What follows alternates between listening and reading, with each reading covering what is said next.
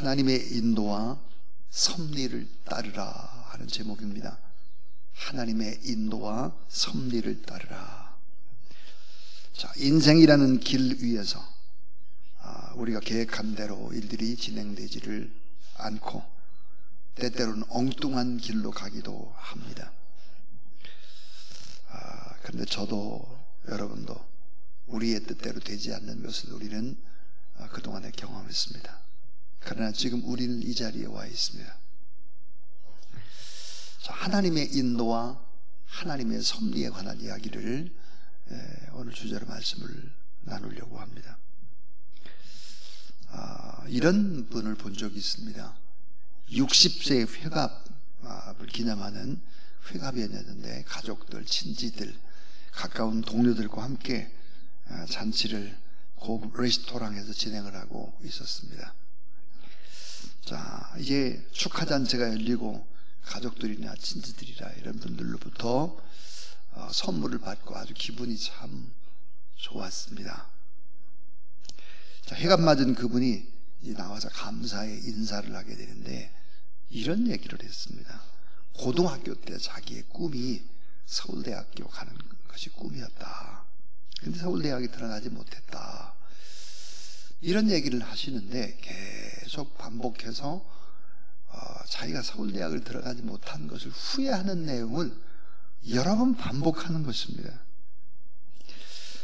자, 60세인데도 자신이 이루지 못했던 그런 대학이라는 꿈, 그 좌절을 계속 이야기하는 이분, 후회를 하고 참 그때 이렇게 했으면 좋았을 텐데, 그런 잔치자리에서 꼭 그렇게 자신의 어떤 인생에 특별히 대학 들어가지 못한 부분들에 대해서 그렇게 얘기를 몇 번 하는 걸 보면서 참 많이 안타까웠습니다. 불행이라고 생각하는 거죠. 사실은 우리 인생을 후회라는 시각으로 보지 않고 하나님의 인도와 하나님의 섭리였다라고 해석을 하고 그때 참 이런 교훈을 받았다. 그래서 인생의 각도가 내가 이렇게 달라져서 지금은 참 행복하다. 이런 얘기를 하면 좋을 텐데요. 후회로 전철되는 60인데도 그런 얘기를 하고 있는 사람들을 보았습니다. 잠언 16장 1절에 보니까 이렇게 말씀을 합니다. 마음의 경영은 사람에게 있어도 말의 응답은 여호와께로부터 나오느니라 그랬습니다. 우리가 아무리 무슨 일을 계획한다고 할지라도 내 계획과 내 뜻대로 잘 되지를 않죠. 돌아보면 큰 하나님의 섭리와 주권적인 역사가 있었습니다.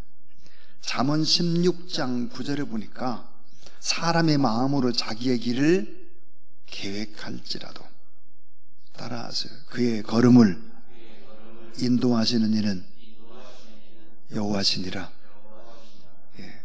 우리가 마음을 먹고 또 우리가 가는 길을 계획한다 할지라도 걸음걸음을 인도하는 분은 여호와 하나님이시다. 그러니까 하나님은 우리를 향한 계획을 가지고 계시죠. 인도하실 계획, 큰 그림과 설계도를 가지고, 그리고 이제 우리를 섭리해 가시고 또 이끌어 가신다 하는 것입니다. 오늘 말씀도 마찬가지죠. 하나님의 인도와 섭리를 따르는 것이 얼마나 귀한 일이냐 하는 것들을 보여줍니다. 모세의 기도대로 잘 되지를 않아요. 이스라엘 백성들의 계획대로 잘 되지를 않죠. 길이 막히고 하여튼 여러 가지 상황들이 이제 오늘 본문에도 일어나고 있습니다. 자, 우리는 하나님의 인도와 섭리를 따르라. 어떻게 해야 될까? 세 가지 얘기를 하려고 합니다. 첫 번째는 하나님의 섭리와 인도하심을 위해서 기도하라 하는 것입니다. 자, 하나님의 섭리와 인도하심을 위해서 기도하라. 자, 이스라엘 백성들은 가나안 땅으로 들어가는 길목에서 에돔을 지나야 했습니다. 에돔. 근데 에돔에서 이제 길이 막혔죠. 자, 여러분, 에돔은 누구입니까? 에돔은 어느 족속입니까? 자, 야곱과 에서는 쌍둥이였는데요, 이 야곱에게서는 이스라엘 민족이 생겨났고 에서에게서는 생겨난 것이 누굴까? 에돔 족속이었습니다. 에돔 족속. 그러니까 이스라엘 족속과 에돔 족속은 사실은 어떨까? 가족이죠, 가족. 이스라엘과 에돔은 가까운 가족 사이입니다. 그래서 오늘 14절에서 모세는 이렇게 이제 에돔 왕의 얘기를 하죠. 우리는 같은 형제다, 같은 가족이다. 우리가 당신의 나라의 땅 변방 모퉁이인 가데스에 있다. 우리에게 당신의 땅을 그저 지나가도록, 우리 조용히 지나갈 테니까 지나가도록 허락해 달라. 이게 이제 모세의 요청이고 기도였습니다. 오늘 17절 말씀을 봐도 조용히 왕의 큰 길로만 지나가겠다. 당신들의 밭으로도 가지 않고 또 포도원으로 지나가지도 않고 우물도 마시지도 않고 오른쪽 왼쪽으로 그렇게 막 치우쳐서 가지도 않고 조용히 지나가게 우리를 좀 허락해 달라. 이렇게 요청을 하게 되죠. 그러나 계획대로 되질 않았고 에돔 왕은 길을 막고, 자 18절에 보니까 칼을 들고 싸우겠다. 그리고 20절에 보니까 뭐라고 했느냐? 그런 이르되 너는 지나가지 못하리라 하고 에돔 왕이 많은 백성을 건드리고 나와서 강한 손으로 막았다 그랬습니다. 자, 하나님의 섭리와 인도하심을 위해서 기도하라 하는 거죠. 두 번째 교훈입니다. 두 번째는 길이 막힐 때 하나님의 섭리와 주권을 믿으라 하는 것입니다. 길이 막혔을 때 하나님이 인도하시질 않는구나, 하나님이 계획하심이 아니구나, 이것이 아니구나, 이런 걸 깨달아 알아야 된다 하는 거죠. 여기서 우리는 매우 중요한 사실을 잊지 말아야 됩니다. 에돔 족속입니다. 이스라엘 족속과 에돔 족속에 가는 길이 다르죠. 에돔 족속은 아주 힘있는 족속입니다. 일찍이 기업을 이루었죠. 그래서 잘 정착을 했고 아주 풍요롭고 힘있는 나라를 건설한 것이 바로 에돔 족속이었습니다. 그러나 이스라엘 백성들은 어땠을까? 40년간 방황을 합니다. 광야에서 약속의 땅에 들어가지를 못합니다. 정착 못했죠. 고생하고 아주 고난 속에 살아가는 그런 민족입니다. 다르죠. 에돔 족속과 이스라엘의 차이는 뭘까? 에돔 족속은 농업도 발달하고 목축업도 발달하고 우물물도 많고 왕의 대로인 큰 도로를 가지고 있고 무역도 하고 그랬습니다. 힘 있는 나라가 됐죠. 그런데 선택받은 이스라엘 민족들은 아직도 어땠나? 노예의 정신 상태에 빠져서 가나안 땅에 가서 새로운 민족적 사명, 하나님의 사명을 감당한다고 하는 큰 계획은 있지만 아직도 엉망인 거죠. 자, 이런 하나님의 사명을 감당하기에는 턱없이 부족한 민족. 그러나 여기서 꼭 기억해야 될 것이 있습니다. 광야 40년이 그러면 헛것이었나? 결코 그렇지 않죠. 에돔 족속과는 확연히 차이나는 것이 하나가 있습니다. 그것은 바로 제2세대의 훈련입니다. 다음 세대. 다음 세대를 어떻게 했을까요? 신앙적으로 키워냈습니다. 이스라엘 백성들은 1세대가 아니라 2세대들을 광야에서 낳고 기르면서 신앙적으로 키워내는 것이죠. 자, 하나님의 섭리, 주권적인 역사가 하나님을 잘 믿는 사람들과 믿지 않는 사람들은 차이가 있다라고 하는 것을 보여주죠. 에돔 족속과 이스라엘의 차이입니다. 길이 막힐 때가 있습니다. 세상 사람에 의해서. 어떻게 해야 될까? 잠언 3장 5절 6절에 보니까 너는 마음을 다하여 여호와를 신뢰하고 내 명철을 의지하지 말라. 따라하세요. 너는 범사의 그를 인정하라. 그리하면 내 길을 지도하시리라. 예. 범사의 그를 인정하라. 그러면 그가 내 길을 인도하시리라. 그랬습니다. 길이 막혀도 오히려 그 길이 좋은 길이 될 수 있는 것이죠. 자, 마지막 이제 세 번째입니다. 세 번째는 때로는 억울해도 다투지 말고 말씀대로 길을 가라 하는 것입니다. 때로 억울해도 다투지 말고 말씀 따라 주님이 원하는 길로 걸어가라 하는 것입니다. 억울하죠. 힘으로 밀어붙일 수도 있고 때때로 그냥 싸워서라도 막 길을 통과해 가고 싶은데 그러나 멀어도 주님이 원하는 그 길을 가라. 말씀 따라 가라 그랬습니다. 신명기 2장 4절 5절 말씀에 보니까 에서 족속과는 싸우지 말아라. 그렇게 이 말씀이 나와 있죠. 모세와 이스라엘 백성들은 에돔과 싸우지 않고 결국은 다른 길을 선택합니다. 깊은 돌아감의 이유.